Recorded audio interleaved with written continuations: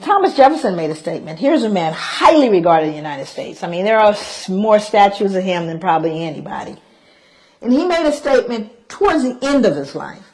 He says, "Indeed, I tremble from my country when I consider that God is just and that his justice cannot sleep forever." You see, it haunted him to his grave because Thomas Jefferson knew. He knew what would happen. Matter of fact, he predicted exactly what we're dealing with today, what happened between people of African descent and those of European descent. Predicted it. He was a bright man. How do you reconcile behaving in such a barbaric way? Well, let's see what he said. He said blacks smelled bad and were physically unattractive. Well, this was inconsistent with his behavior because, you know, he fathered slaves, Sally Hemings. So it didn't smell that bad, huh? Now here's a more important one. He said we required less sleep. Now that one's more interesting to me. Why would he need to, what dissonance was he feeling that he would need to believe that blacks required less sleep? Why? What did he do? You know, he owned slaves. So what do you think, how hard do you think he worked them? What was a work day for a slave? Sunrise to sunset. But do you have any empirical evidence, Joy? Can you prove that? Because you know, if you can't write, you know, count it and measure it, it didn't happen in European culture. Is that correct? Got to count it and measure it. How many of you have measurable objectives? Measurable outcomes. You better measure it. I don't care if you tell them. Can you tell your boss really, truly, at the end of the year, we're doing better now? I've been to work every single day I've watched, and I can guarantee you we're doing better. Is that going to fly? That would be no. That means you have to count it and measure it. And if you didn't count and measure, it didn't happen. So when you start looking at the notion of requiring less sleep, that's an interesting thing because I have to believe if I work you that hard.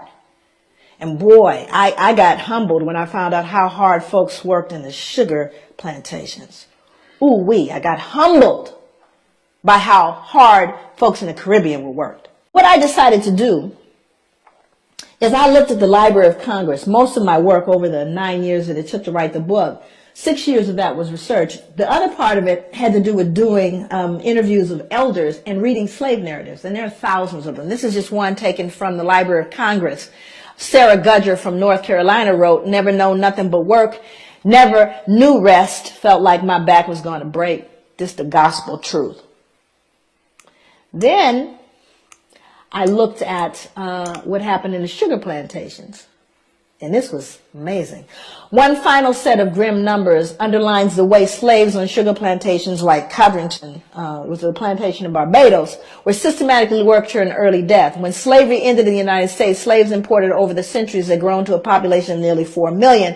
When it ended in the British West Indies, total slave imports of well over 2 million left a surviving slave population of only about 670,000. More than twice as many slaves were shipped to the island of Jamaica alone than all 13 North American colonies combined. The Caribbean was a slaughterhouse. In fact, the reason why there was more importation of slaves to these plantations is because they died so frequently. They were treated so badly, ate so poorly, that females never reached their menstrual cycles. They never actually started their menstrual cycles, so they couldn't reproduce, you see. And so many of them died, they had to import more. That's how treacherous it was, you lazy black folks that you are. Isn't that ironic, though? What's so ironic is black people run from the shame of feeling like they're perceived as lazy. I mean, I live with that so much that when I would go to hotels, I would leave it cleaner. Because your mother, everybody's mother taught you, leave it cleaner than you found it. So black folks are so hypersensitive, I was cleaning up the hotel room. Because I wouldn't want anyone to think I'm dirty, right? Now, other people in the audience that are of color, how much harder did your parents tell you you had to work to get to even? How much harder? You had to work twice as hard. Now, how come I knew that about you? How come I knew that? Think about it. And yet at the same time, white people think we're Lazy, you see? But we're so hypersensitive because of the shame, right? And then our ancestors will work to death. To death. Recently, they unearthed a slave cemetery.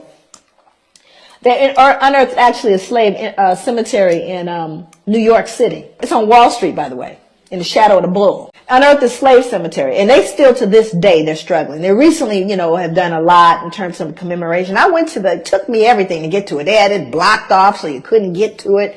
But because they didn't want to deal with it. You can't just bulldoze a cemetery. So here in all these skyscrapers in the middle of it is this little cemetery. And there's slaves in that cemetery. More important than that was what the bones told us. Because, now, you got CSI. Hell, I can go in there and tell you what's going on now. So with the CSI thing, now, they discovered a little bit about the bones. And to me, the most phenomenal thing about the bones is what they told us about those people and how they live. Majority of the people in there were children, infants and children, high mortality, infant mortality rate. They even know what they died of. Died of malnutrition and starvation because they could tell by the rotting of the teeth in the jawline. So even though they most likely grew food, they weren't allowed to eat it. And then they found something even more peculiar that speaks to this idea of why he believed we required less sleep. They would show a large frame man and they would find an injury where the muscle actually detached itself from the bone as a result of exertion and not injury. Stay with me. It detaches itself from the bone as a result of exertion. That means you work so hard, the muscle detached itself from the bone. You don't see those kind of injuries in contemporary society because no one's going to work that hard. Unless, of course, you have a gun trained on you from sunrise to sunset. So we do have empirical evidence of how hard folks worked. Then he went on to say that we were dumb, cowardly, and incapable of feeling grief. Why would Thomas Jefferson need to believe that? Why would he need to believe we didn't feel grief? What was he doing, do you think, that produced cognitive dissonance? You were killing people? Not only were you killing people, beating them, you were selling them, yes? Selling mothers away from their children and husbands away from wives. And surely they don't feel it. Because if they felt it, that would make them human like me. So I simply say, and you see, it's not even so much that he said it, but he was an important person. If Joe, nobody said it, but he said it. So what do you think the rest of the folks, uneducated laborers, believed? Well, they don't feel grief, After all, Thomas Jefferson says they don't. So he becomes a critical person in making those statements. But you see, it was all to relieve and to settle the conscience that he died with.